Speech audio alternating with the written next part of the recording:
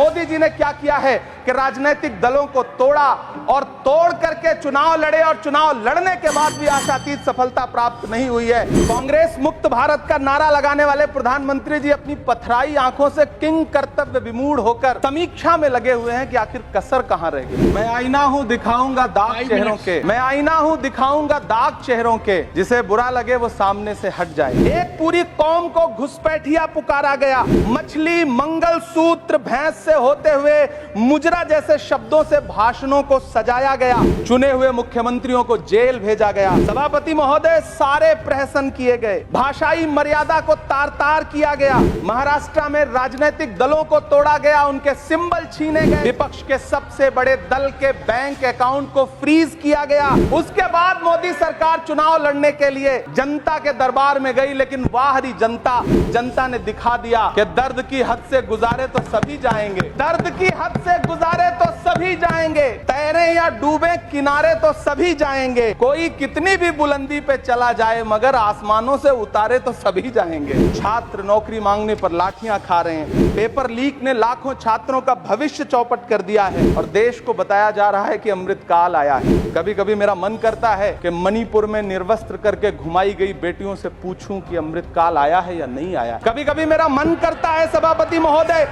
कि देश के लिए ओलंपिक लाने वाली बेटियां जो इसी जंतर मंतर पर घसीटी गई, उनसे पूछूं कि अमृत काल आया है कि नहीं आया है। कभी कभी मेरा मन करता है कि रात के 2 बजे बिना परिवार की मर्जी के हाथरस में जलाई गई उस दलित बिटिया जो बलात्कृत थी, उसको स्वर्ग में संदेशा भेजूं और उससे पूछूं कि आया हुआ अमृत काल तुम्हें दिख रहा है या नहीं दिख रहा है। कभी कभी मन करता है कि मैं बिल्किस बानो से पूछूं कि देश में आया हुआ अमृत काल तुम्हें नजर आ रहा है या नहीं आ रहा है। सभापति महोदय, कभी कभी मन करता है कि भीड़ के जरिए लिंच करके मारे गए पहलू खान की 85 साल की दोनों आंखों की अंधी मां से पूछूं कि देश में आया अमृत काल तुम्हें दिख रहा है या नहीं दिख रहा है। कभी कभी मन करता है कि ईद के कपड़े खरीद कर लौट रहे 17 साल के हाफिज जुनैद से पूछूं, जिसे बल्लभगढ़ में ट्रेन में लिंच करके मार दिया गया, कि अमृत काल आया है या नहीं आया है। कभी कभी मन करता है नजीब की मां से पूछूं, कभी कभी मन करता है कि तबरेज अंसारी की विधवा से पूछूं, कभी कभी मन करता है कि सहारनपुर के उन 3 बच्चों से पूछूं जिन्हें छत्तीसगढ़ में लिंच करके मार दिया गया। सभापति महोदय, कभी कभी मन करता है कि मैं गुजरात के चिखोदरा में क्रिकेट मैदान में लिंच करके मार दिए गए सलमान बोहरा के परिवार से पूछूं कि अमृत काल आया है या नहीं आया है। कभी कभी मन करता है कि मैं अलीगढ़ के औरंगजेब उर्फ फरीद से पूछूं, जिसे लिंच करके मार दिया गया और बाद में उसी मृतक के ऊपर डकैती का मुकदमा कायम किया गया।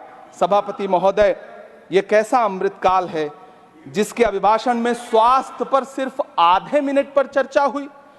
कैंसर के मरीज दिन ब दिन बढ़ रहे हैं, हार्ट अटैक से हंसते खेलते बच्चे जान गंवा रहे हैं, कभी क्रिकेट के मैदान में, कभी जिम में, और इस सरकार के पास स्वास्थ्य पर बात करने के लिए आधा मिनट है।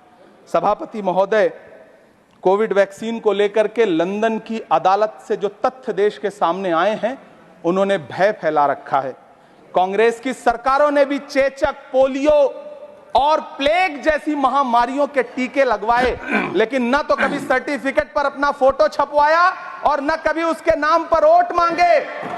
कांग्रेस की सरकारों ने यह किया है, लेकिन इन सरकारों ने क्या किया है? सभापति महोदय, अंतिम 1 मिनट आपसे लूंगा, मुझसे बहुत सारे। आधा minute please. 1 minute sir. You have made a speech, you know what you have did. अंत में सभापति महोदय, मैं अंत में यही कहना चाहता हूं कि चुनाव समाप्त हो चुके हैं, सरकार बन चुकी है, लेकिन मुझे इस देश के प्रधानमंत्री जी से यह कहना है कि आप नारे लगाते थे सबका साथ सबका विकास,